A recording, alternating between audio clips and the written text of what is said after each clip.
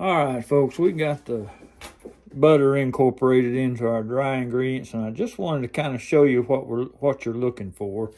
The best way I can describe this is kind of looks like cake mix that you pour out of a box. It's kind of got a crumble to it. You see these big chunks, and as soon as you touch them, they kind of just disappear on you and crumble apart. That's what we're looking for. So now we're ready to add some water in here and start mixing all this goodness together. So I've got 1 1/4 cups of tap water, hot water, and it's actually kind of cooled down, so I'm gonna get some more. You want this just about as hot as you can stand it. Not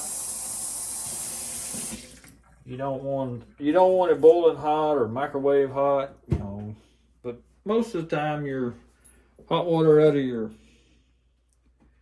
tap is just about as hot as you can stand it. So we're going to add a little bit in here and start mixing it, and then we'll go from there.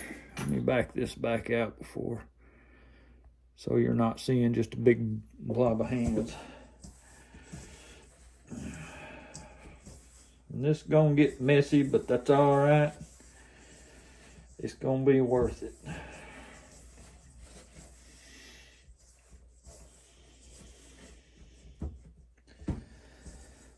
right, we're gonna add a little more water in here.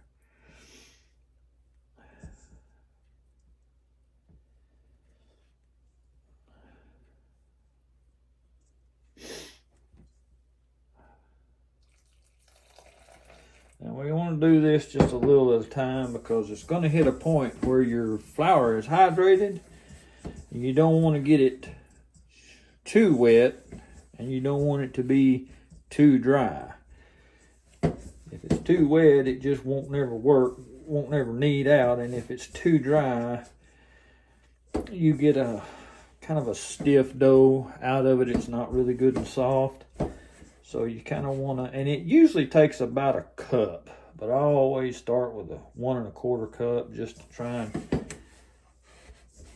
have enough water there to where it'll, and once it starts coming together, it won't be quite as sticky.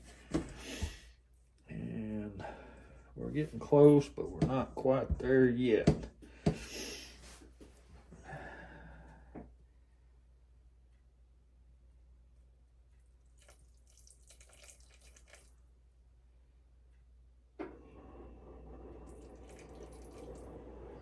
That ought to get us pretty close to where we need to be.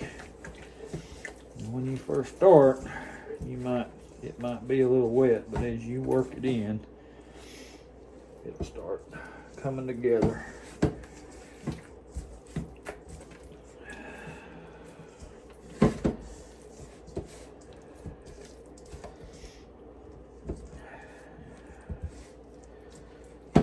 Looks like it's gonna be a little too wet.